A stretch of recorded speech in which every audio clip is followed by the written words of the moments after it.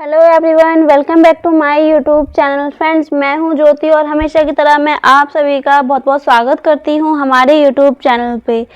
So friends, आज की video में मैं आपको बताने वाली हूं कि LIC का लोन फॉर्म आप लोग कैसे भर सकते हैं। तो फ्रेंड्स, काफ़ी सिंपल सी लैंग्वेज में आज आपको मैं बताने वाली हूँ किस तरीके से आप लोग भी अपना, अगर आप LIC में लोन लेना चाहते हैं तो कैसे आप लोग उस फॉर्म को भर सकते हैं। इसी के साथ साथ फ्रेंड्स, जो इससे पहले मैं आपको एक दो चीज़ और बता दूंगी कि लोन आप किस पॉलिसी पे ले सकते हैं। यानी कि LIC में कई सारी पॉलिसी होती हैं जिनमें कि आप लोन ले सकते हैं और कुछ में आप लोन नहीं ले सकते। तो किन पॉलिसी में आप लोग लोन ले सकते हैं और इसके अलावा लोन आपको कितना मिल सकता है, लोन लेने के लिए क्या क्या डॉक्यूमेंट चाहिए होते हैं, ये सारी चीज़ें भी हम लोग डिस्कस कर लेंगे। इसका हम थोड़ा बहुत डिस्कस करेंगे और एंड में हम लोग जो हमारा ये फॉर्म होता है, हमारा जो LIC का लोन फॉर्म है, इसको भी एक बार हम लोग आपको भर के बताएंगे। तो फ्रेंड्स, वीडियो में एंड तक ज़रूर बने रहिएगा और अगर वीडियो पसंद आती है तो वीडियो को लाइक ज़रूर कीजिएगा। चैनल पे नए हैं तो चैनल को जल्दी से सब्सक्राइब ज़रूर कर लीजिए ताकि ऐसे ही इंटरेस्टिंग वीडियो आप तक पहुँचती रहे। सो फ्रेंड्स, इसी के साथ साथ बिना आपका वक्त गवाए हमारी वीडियो की स्टार्टिंग करते हैं और चलते हैं। तो मैं आपको ये बता देती हूँ कि आप जो अपनी पॉलिसी है, कोई भी LIC की पॉलिसी अगर आप लोगों ने ले रखी है तो उस पर आप लोग कितना यहाँ पे जो है लोन ले सकते हैं। तो फ्रेंड्स, ये जानने से पहले हम लोग सबसे पहले ये जानेंगे कि किन पॉलिसी पे आपको लोन मिल सकता है। तो फ्रेंड्स, सबसे पहले मैं आपको बताती हूँ सबसे पहली चीज़ कि किन पॉलिसी पे आपको लोन मिल सकता है। तो फर्स्ट ऑफ ऑल, जो भी आपकी एंडोमेंट पॉलिसी होती हैं उन पे आप लोग लोन ले सकते हैं। एंडोमेंट पॉलिसी पे आपको लोन मिलता है, यानी कि फ्रेंड जो आपकी रेगुलर प्रीमियम वाली पॉलिसी हैं उसमें आपको लोन मिल सकता है। इसके साथ साथ फ्रेंड्स, जो आपकी FD होती है LIC में, अगर आप लोगों ने कोई FD करवा रखी है तो उसमें भी आप लोग जो है लोन ले सकते हैं। और इसके अलावा फ्रेंड्स, इसमें आपकी सिंगल हो गई और एंडोमेंट प्लान हो गई। इसके अलावा मनी बैक वाली जो आपकी पॉलिसी है उसमें भी आप लोग लोन ले सकते हैं। तो फ्रेंड्स, ये वो पॉलिसी है जिसमें कि आप लोन ले सकते हैं। आप किन पॉलिसी में लोन आप लोग नहीं ले सकते हैं वो भी मैं आपको बता देती हूँ। तो फर्स्ट ऑफ ऑल फ्रेंड्स, अगर आपने कोई भी टर्म इंश्योरेंस लिया है LIC के अंदर में और आप सोच रहे हैं कि आप क्या उस पर लोन ले सकते हैं, तो आप उस पर लोन नहीं ले सकते हैं। टर्म इंश्योरेंस पे कभी भी लोन नहीं मिलता है। फ्रेंड्स, सेकेंड, अगर आपने यहाँ पे कोई हेल्थ प्लान लिया है LIC में, यानी कि इसमें हेल्थ प्लान काफ़ी सारे होते हैं, जैसे कि कैंसर कवर, जीवन आरोग्य, काफ़ी सारे होते हैं। तो अगर आप लोगों ने कोई हेल्थ प्लान लिया है तो भी आप लोग यहाँ पे लोन को नहीं ले सकते हैं LIC में। और फ्रेंड्स, तीसरी चीज़ मैं आपको एक चीज़ और यहाँ पे बताना चाहूँगी कि आप कब लोन नहीं ले सकते। अगर आपने अपनी पॉलिसी को, आपकी पॉलिसी अगर 3 साल तक नहीं चली है तो 3 साल से पहले आप लोग लोन अपनी पॉलिसी पे नहीं ले सकते हैं। तो फ्रेंड्स, ये कुछ चीज़ें होगी कि आप लोन कब ले सकते हैं। एंडोमेंट पॉलिसी हो, रेगुलर प्लान हो, सिंगल प्लान हो और मनी बैक प्लान हो। इसके अलावा लोन किस में नहीं ले सकते हैं? टर्म इंश्योरेंस में, हेल्थ इंश्योरेंस में, और 3 साल से पहले आप अपनी किसी भी पॉलिसी पर लोन नहीं ले सकते। तो फ्रेंड्स, ये तो हो गया कि किस में आप लोग लोन ले सकते हैं और किस में आप लोग लोन नहीं ले सकते। अब दोस्तों, मैं आपको यहाँ पे एक चीज़ और बता देती हूँ कि कितना लोन आप लोग ले सकते हैं। ये भी आपके मन में सवाल होगा कि अगर आपकी जो पॉलिसी है वो लोन लेने के लिए एलिजिबल है तो उसमें आपको कितना लोन मिल सकता है। तो फ्रेंड, एग्जांपल के लिए मैं आपको बता देती हूँ। वैसे तो अगर आप पर्टिकुलर अमाउंट जानना चाहते हैं कि कितना आपको लोन मिल सकता है तो आप क्या कर सकते हैं, LIC का जो कस्टमर केयर का नंबर है उस पर आप कॉल करके भी पूछ सकते हैं। वहाँ पे आपको अपना पॉलिसी नंबर, अपना डेट ऑफ बर्थ, अपना नाम और अपना एड्रेस बताना होगा। तो LIC के कस्टमर केयर आपको कितना लोन आपको मिल जाएगा वो आपको बता देंगे। इसके अलावा फ्रेंड्स, अगर मैं आपको मोटा मोटा बताऊंगी कितना आपको लोन मिल सकता है, सो फ्रेंड्स अप्रॉक्सीमेटली जितना भी आपने पैसा जमा किया है, एग्जांपल के लिए आपने अगर यहाँ पे 1 लाख रुपए जमा किए हैं अभी तक, तो फ्रेंड्स आपको लगभग 1 लाख का यहाँ पे 70% एज ए लोन आपको मिल जाता है।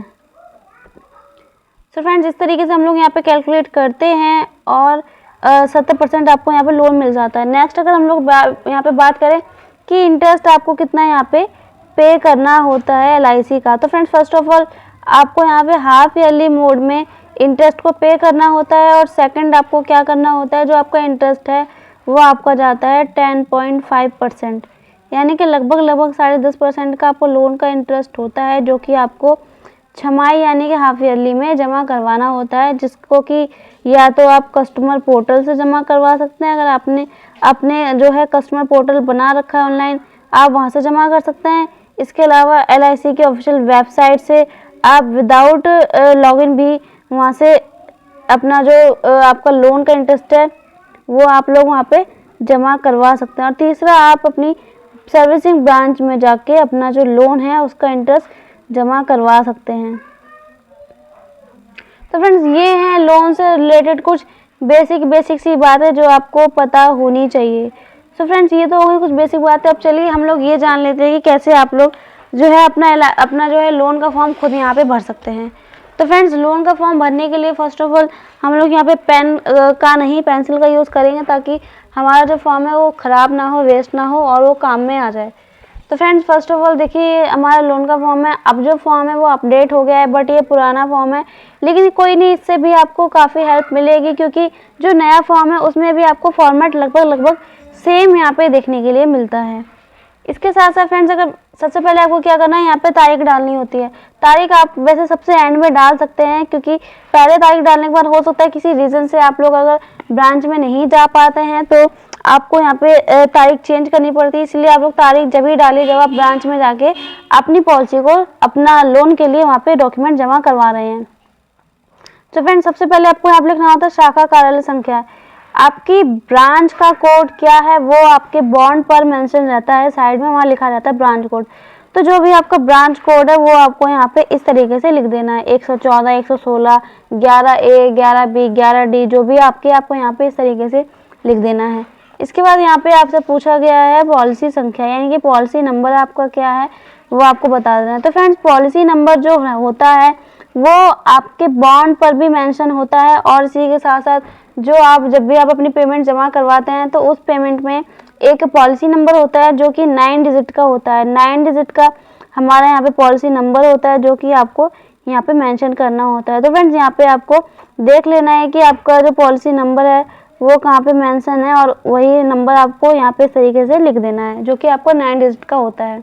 इसके बाद फिर से यहाँ पे आपको पॉलिसी नंबर लिखना होता है, और इतना करने के बाद आपको फिर ये कुछ इंस्ट्रक्शन होते हैं जो कि आप लोग पढ़ सकते हैं, कि इसमें वही चीज़ें बताई गई हैं कि मैं पॉलिसी पर निम्नलिखित प्रस्तावना किए जाने हेतु अपनी सहमति प्रदान करता हूँ, करती हैं। उसके बाद स्वीकृत ऋण राशि का भुगतान निगम द्वारा पॉलिसी की प्रतिभूति पर निम्नलिखित नियमों, यानी कि यहाँ पे ये टर्म और कंडीशन होती हैं कि ये टर्म और कंडीशन हम फॉलो कर रहे हैं, इसलिए आपके यहाँ पे फिर नीचे साइन भी होते हैं।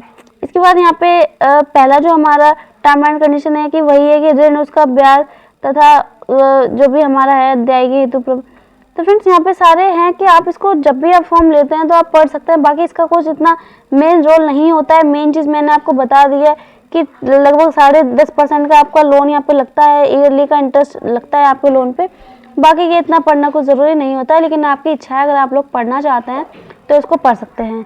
इसके बाद ये यहाँ पे आपका पैन कार्ड का नंबर पूछा गया है। पैन कार्ड पे नंबर आपका मेंशन रहता है, जो भी आपका नंबर है वो आपको यहाँ पे सही से लिख देना है।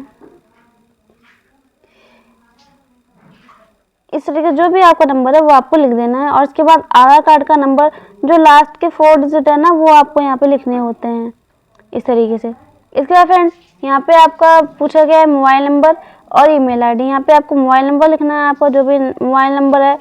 उसके बाद यहाँ पे आपको ईमेल आईडी अपनी डालनी है, जो भी आपकी ईमेल आईडी है वो आपको यहाँ पे इस तरीके से डाल देनी है।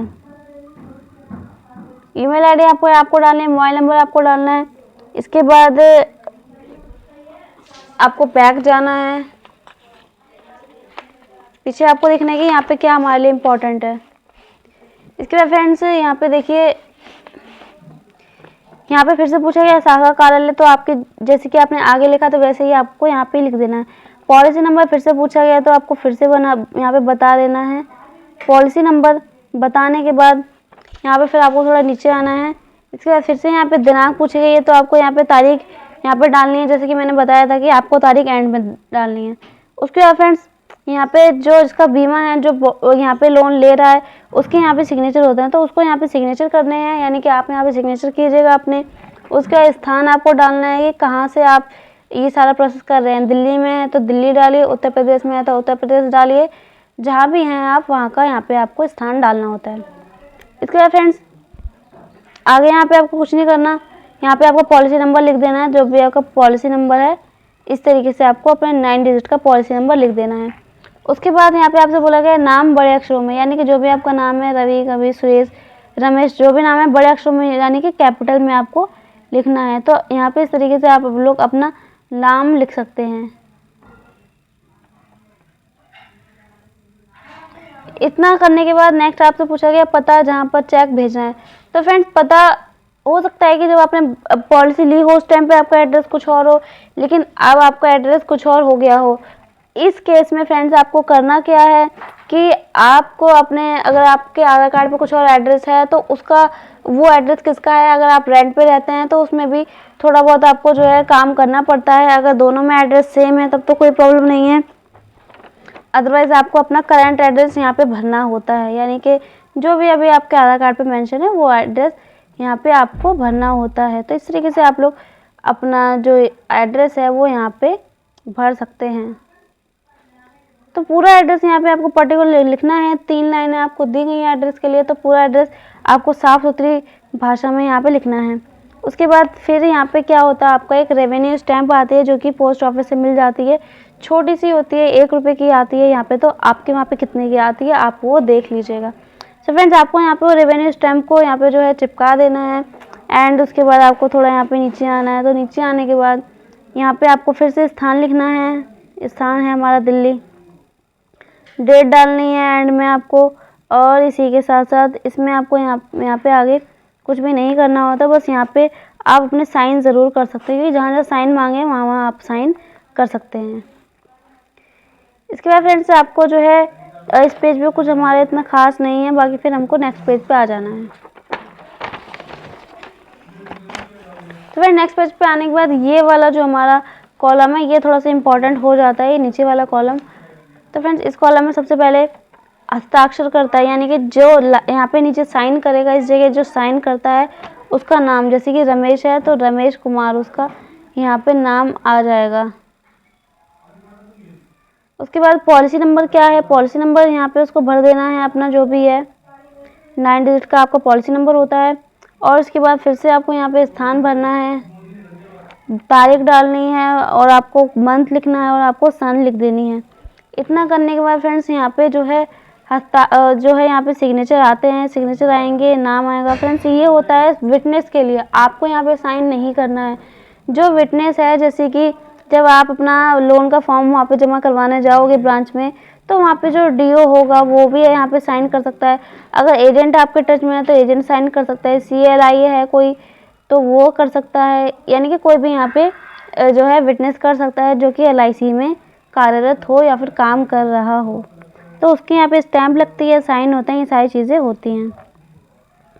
उसके बाद फ्रेंड्स आपको फिर से यहाँ पे बैक चले जाना है। यहाँ पे फिर आपको कुछ भी इम्पॉर्टेंट नहीं होता है, जो इम्पोर्टेंट था वो मैंने आपको बता दिया है। तो फ्रेंड्स ये था हमारा लोन का फॉर्म। और जब आपका लोन का फॉर्म पूरी तरीके से कंप्लीट हो जाता है उसके बाद आप लोग यहाँ पे डेट भी डाल लीजिएगा। अच्छा फ्रेंड्स इसके बाद आपको करना क्या है, इसको जमा करवाने के लिए क्या क्या यहाँ पे आपको डॉक्यूमेंट चाहिए होता है वो भी मैं आपको बता देती हूँ। तो फ्रेंड्स फर्स्ट ऑफ ऑल अगर हम लोग यहाँ पे बात करें कि जब भी आप अपना लोन का फॉर्म जमा करवाने जाते हैं तो कौन कौन से डॉक्यूमेंट आपसे मांगे जा सकते हैं जो कि आपको साथ लेके चलने हैं। फर्स्ट फ्रेंड्स हमारा हो गया आधार कार्ड,